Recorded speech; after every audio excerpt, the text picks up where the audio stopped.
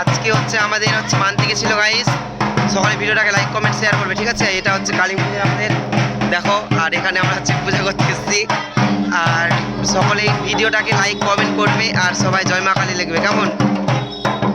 আর সকলে মানে all family আর যত গণা গোষ্ঠী আছে মানে এই পার থেকে ওই পার সবাই এসছে।